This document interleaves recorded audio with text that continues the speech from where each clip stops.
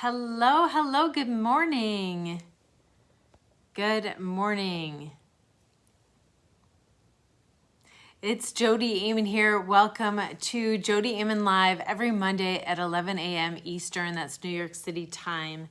I know of people from all over the world that usually join me on these Monday mornings. So welcome, whatever time it is there. I'm thinking of you. I don't know where you are, but there is a lot of places in the world really struggling right now with the pandemic. And so I hope that, I don't know, I just started to make some donations and try to bring it into my awareness to think about what I can do instead of feeling so helpless, because this kind of crisis no one deserves this. And so I'm sure a lot of you out there are like, how do we think about it? How do we feel it? What do we do? There is always something to do. There's always, even if it's as little as praying, but it should be a little bit more than that, right? There's always something that we could do. Make a donation. They need supplies, they need help, they need us thinking about them and sending whatever that we can to help. I'm speaking primarily of the crisis in India, but there's a lot of other really vulnerable places in the world that need our assistance. So if you are able to in any way help or donate, I will put some places below, and this might be out of date. Hopefully it's out of date as soon as possible, but I think it'll be a little bit of a haul still. So welcome to this live video where I come on and do some live coaching. I usually have a topic, but if you have any questions for me, go ahead and ask. I think on YouTube there's a problem with comments being public, but I thought I fixed that. I just had a note that's up on my screen that when you're live, it's hard to read because I'm concentrating on everybody here. So I don't know if I fixed that. Write me anyway, and I'll come back and answer you in the video. Or, if you don't see your question in the video later, that means that YouTube got rid of it for some permissions reason.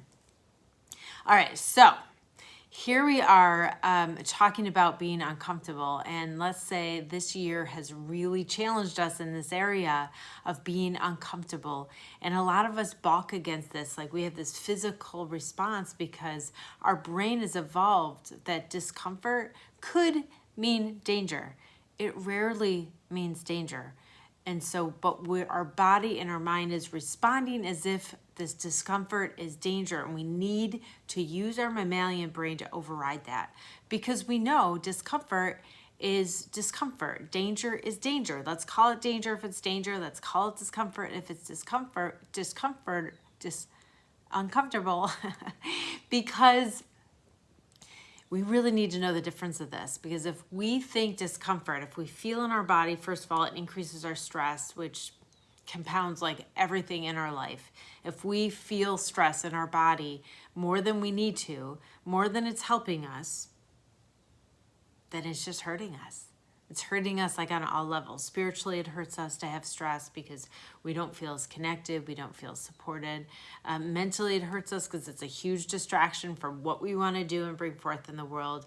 Emotionally, that stress is also a huge preoccupation. It's a lot of suffering. That suffering comes into the physical as well, with a lot of tension in our body, and a lot of, if we're under stress a lot, our vagus nerve shuts down, and that controls all of the functions of our body. So we really want to face stress in a different way.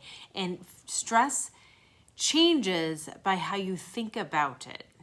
So if you think about discomfort as like an oppression, please, it is not. Discomfort is just something that we have in life. There is vulnerability and there's danger sometimes. Sometimes there is danger, and we have to notice the difference between, sometimes we feel uncomfortable because we feel a situation could be dangerous. Let's call it something else, because it's really hard for us to figure out when discomfort is like a sign that we need to be aware. I've recently been taking this self-defense class with my daughter, and the instructor is excellent. It's been teaching self-defense for a really long time. And he talks about there's different zones, like regular, you always should be alert about your surroundings and the context, of course. And then it goes up to like an orange level. So that's yellow level. We should always have some observance, but we don't sense any danger in the moment. And then there's a yellow level where something seems a little off. This might be where discomfort stays. It's like something's a little off. Let's try to change the context or change your mind or change the situation so we could relax a little bit. What happens is when we feel discomfort, we're like panic. We go right to the red. That means there's clear and present danger.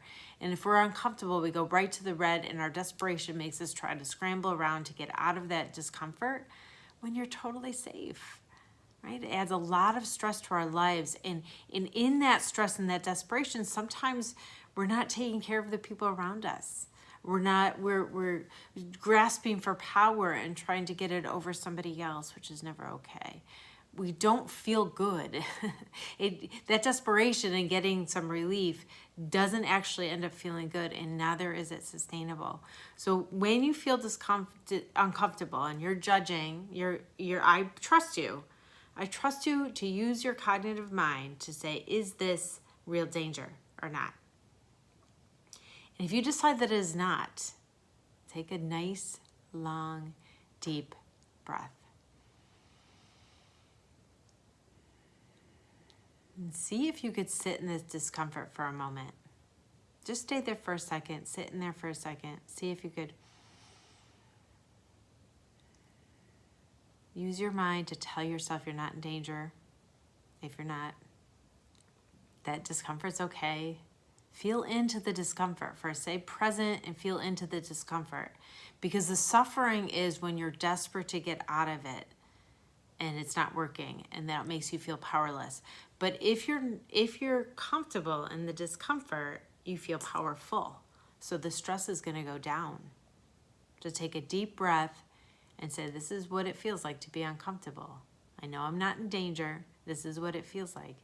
You know, you're kind of narrating the present moment. This is really, really important.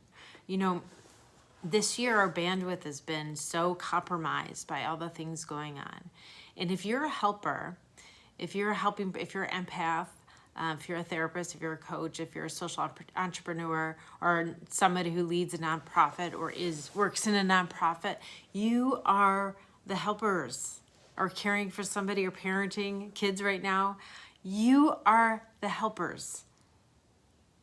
And you need some radical self-care that does not mean you're shutting off the world and not being a helper anymore. And so that's why I've created this group for radical self-care for empaths, helpers, therapists, coaches, because I think we need to stick together and really go deep into having enough care for our bodies so that we could continue to do the work that we're doing in a much more impactful way. And so it's open group for anybody to join. You could go to jodiammon.com/group, jodiammon.com/group, and get in on that group. It is an introductory rate, so it is going to be low and a lot of personal help and experience in this group. We meet twice a month on Tuesday evenings.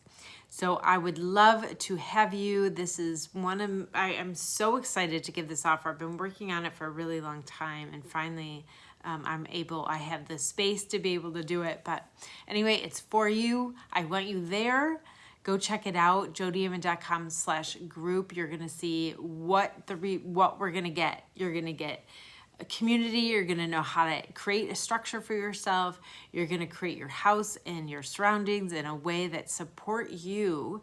And you're going to know how to clear that emotional clutter so that you could do the work that you're doing. So if you are struggling right now, or if you are really trying to up-level your game and you need to get clear, then come join my group, because it's going to be awesome. We're going to activate your intuition. We're going to really help you let go of whatever is in your way, so you could really, or you could really go forward and do some great things in the world that I know that you're here to do. All right, I will see you next Monday. As long as nobody has any questions, I'll see you next Monday. Thanks for the hearts. Subscribe, love, everything. And we're going to see you next week at 11 a.m. A little between the 11 and 12 o'clock hour. I'm on every Monday right here. So click the bell so you get notified, because I want to see you next time. All right. So watch for my next video this week. It's coming up. Oh, you have a question? Write it in. Write it in if you have a question. I'll wait for you. What's my video coming out this week while I'm waiting for Labaz's question? Labaz. My maiden name is Labaza, so it's kind of cool, like Labaz. Sorry if I'm too close to the camera. My eyes aren't good, so I'm like trying to read, and then I saw one of my videos the other day, and like my face is really close and ridiculous. You're like watching me like this. Okay. Okay, Labaz, we don't have much time. You got to start typing right away. Nobody wants to watch me just rambling on. Why don't you type it in there, and I'll come back on and I'll answer your question. So this is a live coaching session, so anyone can. Oh, Luca, right? I forgot your name was Luca. I knew I knew that name before. You told me before. All right, everyone. I will see you next week. But until then, let that you want to be shine through.